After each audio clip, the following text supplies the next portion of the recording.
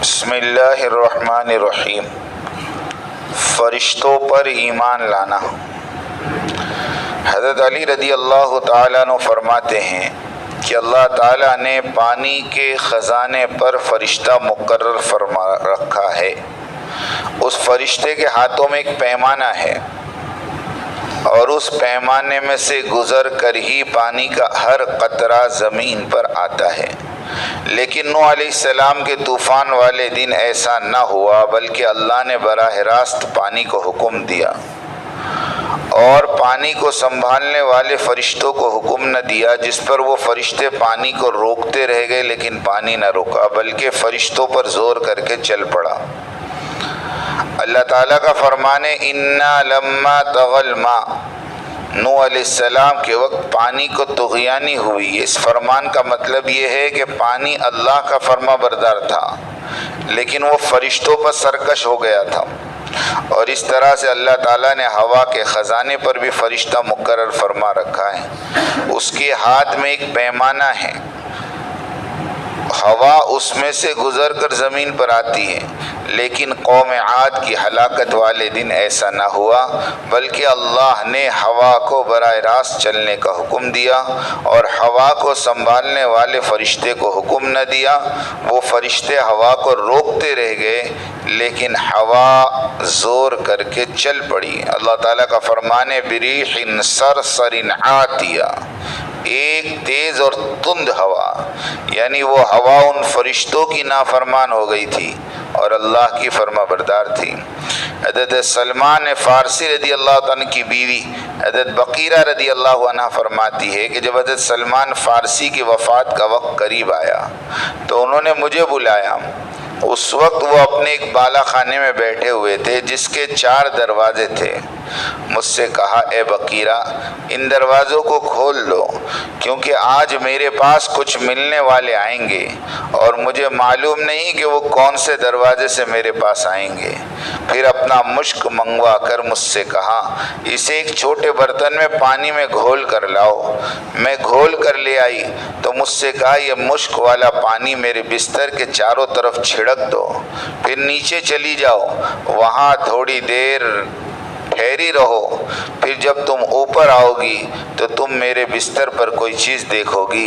چنانچہ میں نے ایسا ہی کیا اور میں نیچے چلی گئی، وہاں تھوڑی دیر ٹھہری، اور جب میں اوپر آئی تو دیکھا ان کی روح پرواز ہو چکی ہے اور وہ ایسے لگ رہے ہیں جیسے وہ اپنے بستر پر سو رہے ہوں۔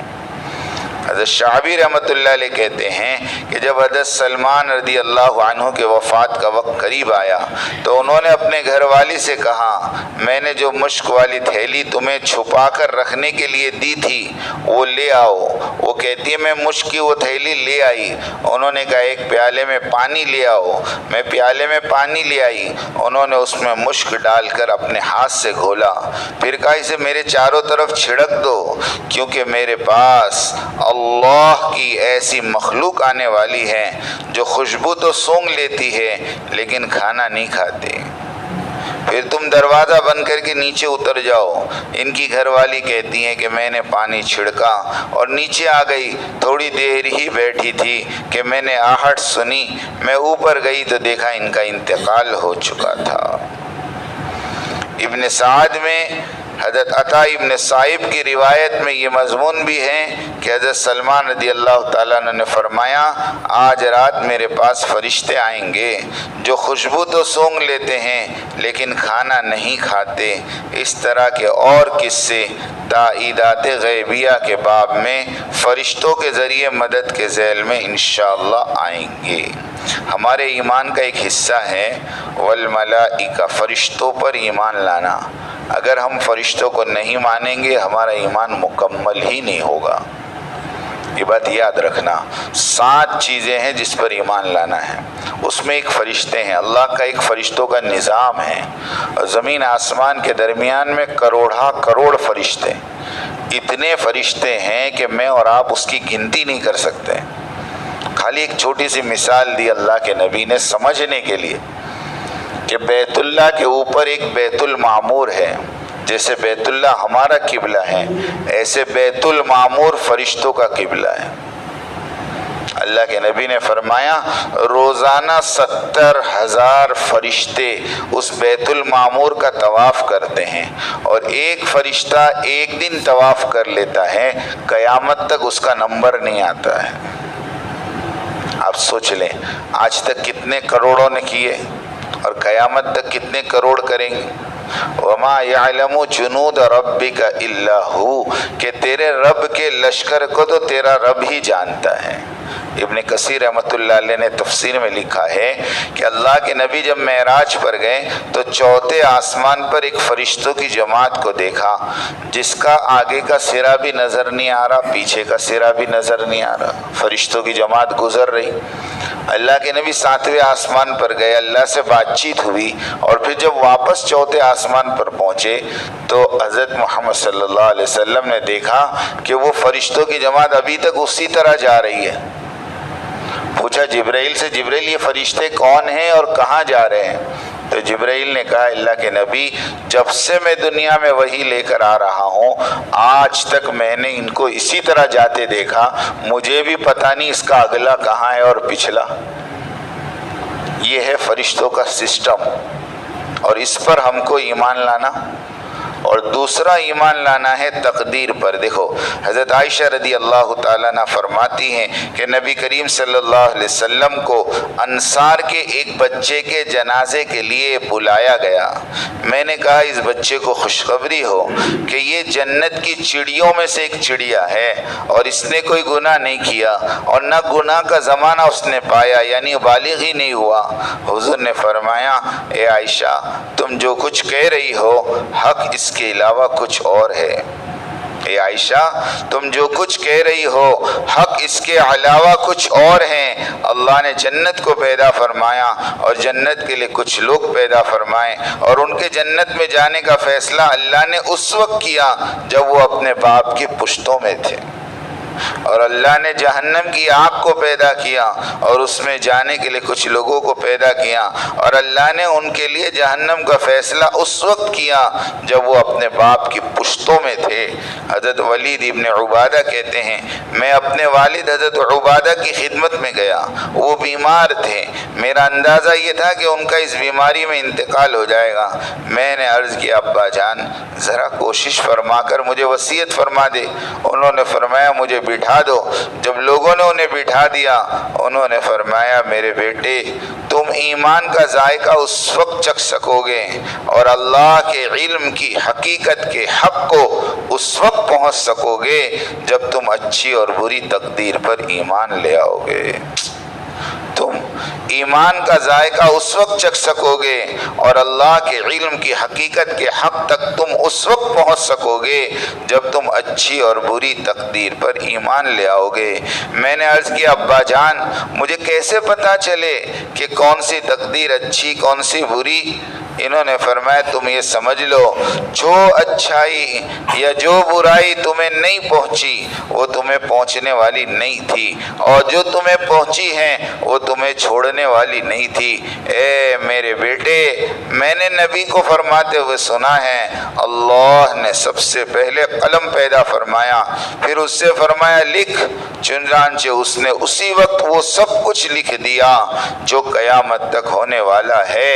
میرے بیٹے اگر تم اس حال پر مرو گے کہ تمہارے دل میں یہ یقین نہ ہوا یعنی تقدیر کا یقین نہ ہوا تو تم جہنم کی آگ میں ڈال دیے جاؤ گے۔ حضرت ابو نضرہ رضی اللہ تعالیٰ عنہ کہتے ہیں کہ نبی کریم صلی اللہ علیہ وسلم کے صحابہ میں سے ایک آدمی جن کو ابو عبداللہ کہا جاتا تھا وہ بیمار تھے، ان کے ساتھی ان کی عیادت کرنے آئے تو دیکھا کہ وہ رو رہے ہیں۔ ساتھیوں نے پوچھا کہ آپ کیوں رو رہے ہیں؟ کیا آپ سے نبی نے نہیں فرمایا تھا کہ اپنی مونچھوں کو کترواؤ اور پھر اسی پر جمے رہو یہاں تک کہ مجھ سے قیامت کے دن آ ملو؟ اس میں آپ کے ایمان پر خاتمے کی اور قیامت کے دن حضور سے ملاقات کی بشارت ہے۔ انہوں نے کہا حضور نے یہ فرمایا تھا لیکن میں نے حضور کو یہ بھی فرماتے ہوئے سنا ہے اللہ تعالیٰ انسانوں کی ایک مٹھی دائیں ہاتھ میں لی اور دوسری مٹھی بائیں ہاتھ میں لی، فرمایا داہنی مٹھی والے جنت کے لیے ہیں، بائیں مٹھی والے जहन्नम के लिए हैं, मुझे कोई परवाह नहीं कि कौन किस मुट्ठी में है और कौन कहाँ जाएगा, तो मुझे मालूम नहीं कि मैं कौन से मुट्ठी में हूँ। अल्लाह की ज़ात तो बहुत बेनियाज है, उस पर किसी का ज़ोर नहीं चलता। हज़रत मुआज़ इब्न जबल रज़ी अल्लाह ताला अन्हु की वफ़ात का वक्त जब करीब आया तो वो रोने लगे। तो उनसे किसी ने पूछा, आप क्यों रो रहे हैं? हज़रत मुआज़ रज़ी अल्लाह ताला ने फरमाया, अल्लाह की कसम, ना तो मैं मौत से घबरा कर रो रहा हूँ, ना ही दुनिया को पीछे छोड़ जाने के गम में रो रहा हूँ, बल्कि मैं इस वजह से रो रहा हूँ कि मैंने हुजूर को फरमाते हुए सुना है, इंसान की दो मुट्ठियाँ हैं, एक मुट्ठी जहन्नम में जाएगी और एक मुट्ठी जन्नत में। मुझे मालूम नहीं मैं इन दोनों मुट्ठियों में से किस में हूँ। हज़रत अब्दुल्लाह इब्न अब्बास रज़ी अल्लाह तआला से किसी आदमी ने कहा, एक आदमी हमारे पास आया है जो तकदीर को झुठलाता है। हज़रत अब्दुल्लाह इब्न अब्बास रज़ी अल्लाह अन्हु सुख नाबीना हो चुके थे। उन्होंने फरमाया, मुझे उसके पास ले जाओ। लोगों ने कहा, इब्न अब्बास आप उसके साथ क्या करेंगे? उन्होंने फरमाया, उस ज़ात की कसम जिसके कब्ज़े मेरी जान है, अगर वो मेरे काबू में आ गया तो मैं उसकी नाक अपने दांतों से ऐसे काटूंगा कि कट कर अलग हो जाएगी, और अगर उसकी गर्दन मेरे काबू में आ गई तो मैं उसे कुचल दूंगा, क्योंकि मैंने हुजूर को ये फरमाते हुए सुना है कि गोया मैं बनु फहर की मुशरिक औरतों को खजरज का तवाफ़ करते हुए और उनके सुरैन हिलते हुए देख रहा हूँ, और ये तकदीर को झुटलाना इस उम्मत का पहला शिर्क है। उस ज़ात की कसम जिसके कब्ज़े में मेरी जान है, पहले तो ये कहेंगे शर अल्लाह के मुकद्दर करने से नहीं है, फिर इनका ये बुरा और गलत ख्याल उन्हें इस पर ले आएगा कि खैर भी अल्लाह के मुकद्दर करने से नहीं है। हज़रत अता इब्न अबी रिबा कहते हैं, मैं हज़रत इब्न अब्बास रज़ी अल्लाह तआला की खिदमत में आया, वो जमजम के कुएं से पानी निकाल रहे थे जिससे उनके कपड़ों का निचला हिस्सा गीला हो चुका था। मैंने उनसे कहा कि कुछ लोगों ने तकदीर पर एतराज़ किया है। उन्होंने फरमाया, अच्छा क्या लोगों ने ऐसा कर लिया? मैंने कहा, जी हाँ। उन्होंने फरमाया, तकदीर पर एतराज़ करने वालों के बारे में ही आयत नाजिल हुई है, ज़ूक़ू मस्स सक़र इन्ना कुल्ल शैइन ख़लक़नाहु बिक़दर। तो उनसे कहा जाएगा कि दोज़ख की आग लगने का मज़ा चखो, हमने हर चीज़ को अंदाजे से पैदा किया है। ये लोग इस उम्मत में सबसे बुरे हैं। ना तो इनके बीमारों की इयादत करो, ना इनके मुर्दों की नमाज जनाजा पढ़ो। अगर मुझे इनमें से कोई नज़र आ गया तो मैं अपनी दो उंगलियों से इसकी दोनों आंखें फोड़ दूंगा। हज़रत इब्न अब्बास रज़ी अल्लाह अन्हु फरमाते हैं, मेरा ये दिल चाहता है कि अगर तकदीर के इनकार करने वालों में से कोई मेरे पास आ जाए तो मैं उसके सर को कुचल दूंगा। लोगों ने पूछा, क्यों? फरमाया, इस वजह से कि अल्लाह ने लोहे महफूज को एक सफ़ेद मोती से पैदा किया। उस लोहे महफूज के दोनों तरफ के पट्टे सुर्ख याकूत के हैं, उसका कलम नूर है, उसकी किताब नूर है, उसकी चौड़ाई आसमान और ज़मीन के दरमियानी फासले के बराबर है।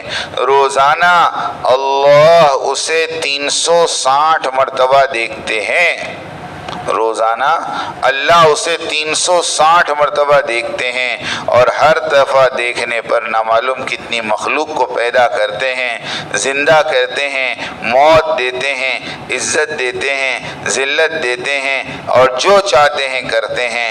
हज़रत नाफ़े रहमतुल्लाह अलैह कहते हैं कि हज़रत इब्न उमर का एक दोस्त शाम का रहने वाला था, जिससे उनकी ख़त व किताबत होती रहती थी। एक मरतबा हज़रत इब्न उमर रज़ी अल्लाह तआला से लिखा कि मुझे ये खबर पहुंची है कि तुम तकदीर के बारे में कुछ एतराज़ करने लग गए हो। ख़बरदार, आइंदा मुझे कभी ख़त न लिखना, क्योंकि मैंने हुजूर को ये फरमाते हुए सुना है कि मेरी उम्मत में ऐसे लोग होंगे जो तकदीर को झुटलाएंगे। तकदीर पर ईमान लाना फ़र्ज़, फ़रिश्तों पर ईमान लाना फ़र्ज़, और तकदीर उसको कहते हैं कि आप जब पैदा नहीं हुए उससे पहले आपका पूरा कच्चा छट्टा लिखा जा चुका। ये बात भी तय है। सुनो, कौन जन्नत में जाएगा कौन जहन्नम में जाएगा ये भी लिखा हुआ है, ये भी फैसला हो चुका। अब आप कहोगे कि मौलवी साहब, जब जन्नत जहन्नम के फैसले हो ही गए हैं तो फिर मेहनत करने की ज़रूरत क्या है? محنت کرنے کی ضرورت اس لیے ہے دوستو کہ ہمیں تو نہیں پتا کہ ہم کہاں ہیں، ہمیں پتا ہے نا۔ ایک بچے کے بارے میں اسکول میں ٹیچر نے لکھ دیا کہ اس کو فیل کرنا ہے، اب بچے کو نہیں معلوم، اب اس بچے نے امتحان میں غلط لکھا، سوال کا جواب صحیح نہیں لکھا اور وہ فیل ہو گیا۔ اب وہ استاد کو یوں کہوے، ٹیچر کو یوں کہوے، ماسٹر کو یوں کہوے کہ تم نے تو پہلے سے لکھا تھا مجھے فیل ہی کرنا تھا۔ میں نے لکھا تھا فیل کرنا، لیکن تو نے اپنے امتحان کے پرچے میں غلط کیوں لکھا؟ تجھے تو نہیں معلوم تھا۔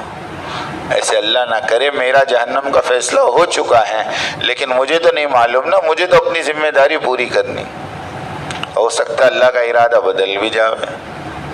اس لیے تقدیر کو ماننا بہت ضروری ہے۔ جو کچھ ہم پر حالات آتے ہیں وہ اللہ کی طرف سے آتے ہیں۔ ایک لمحے کے لیے بھی کبھی دل میں یہ نہیں سوچنا کہ یہ اتفاق سے ہوا۔ اتفاق یہ ایمان کے خلاف کا جملہ ہے۔ آدمی کہتا ہے نا بس یوں گاڑی گھمایا اور یوں بچ گیا، بچ گیا نہیں، تیرا بچ جانا لکھا تھا اس لیے بچ گیا، اگر گھس جانا لکھا ہوتا تو کچھ بھی کر لیتا، نہ بچ پاتا۔ اس لیے تقدیر پر ایمان فرض ہے۔ اللہ پاک ہم سب کو تقدیر پر ایمان لانے کی توفیق عطا فرمائے۔ سبحان